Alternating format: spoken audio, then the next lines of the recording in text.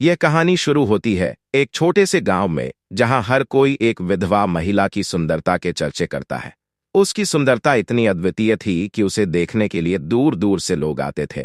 वह महिला, जिसका नाम सुमित्रा था, अपने पति के गुजर जाने के बाद भी शांत और धर्मप्रिय जीवन जी रही थी। उसके चेहरे पर हमेशा एक अनोखी शांति और संतोष दिखाई देता, लेकिन उसके जीवन में कुछ ऐसा रहस्य छिपा था जिसे कोई नहीं जानता था। गांव में उस दिन एक तपस्वी साधु का आगमन हुआ, जिसका नाम श्री रामदास था। यह साधु अपने तप, ज्ञान और दूरदृष्टि के लिए प्रसिद्ध थे। लोग मानते थे कि उनकी दृष्टि से कोई भी सत्य छुपा नहीं रह सकता। साधु जब गांव में पहुंचे तो गांव वालों ने उनकी सेवा की और उन्हें उस सुंदर विधवा के बारे में बताया। उन्होंने साधु से आग्रह किया, महात्मा जी, इस महिला की सुंदरता में जरूर कोई रहस्य है। आप ही इसका भेद जान सकते हैं। साधु के मन में उत्सुकता जागी।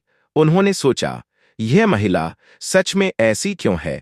उसके सौंदर्य में ऐसी क्या विशेषता है जो लोग उसकी इतनी चर्चा करते हैं? साधु ने उसे करीब से जानने और उसकी परीक्षा लेने का निश्चय किया। वह अगले दिन भिक्षा मांगने के बहाने उस महिला के घर पहुंचे। जब सुमित्रा ने साधु को देखा तो वह आदरपूर्वक उन्हें अपने घर के भीतर ले गई। उसने बड़े प्रेम और आदर से उनका स्वागत किया और उनके लिए भोजन का प्रबंध किया। साधु ने उसे ध्यान से देखा। वह सुंदरता का तो मानो मूर्त रूप थी, परंतु उसके चेहरे पर गहरा संतोष और विनम्रता झलक रही थी। उसकी हर बात से सच्ची भक्ति और कर्तव्यनिष्ठा का आभास हो रहा था।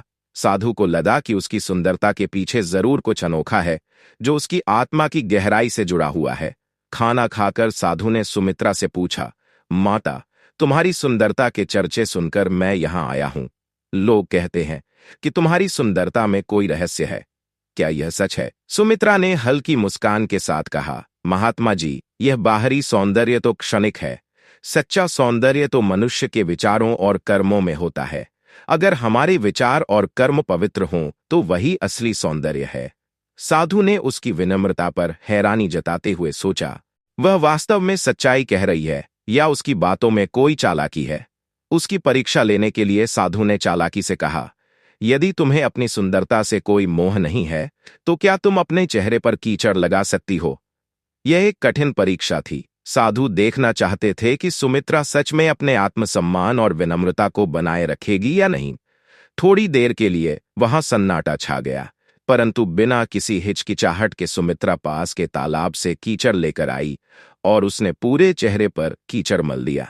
यह देखकर साधु बिल्कुल स्तब्ध रह गए।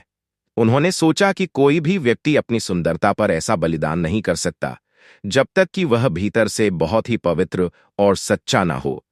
साधु को यह एहसास हो गया कि सुमित्रा की सुंदरता बाहरी नहीं, बल्कि उसकी आत्मा में है। यह महिला न केवल शारीरिक रूप से सुंदर है, बल्कि उसकी आत्मा में भी एक अनोखी आभा है।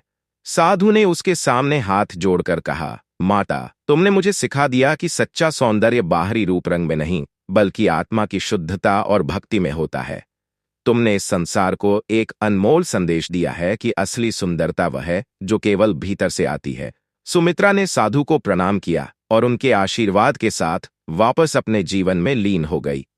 साधु वहां से यह सीख लेकर लौटे कि सच्चा सौंदर्य आंतरिक गुणों में ही छिपा होता है।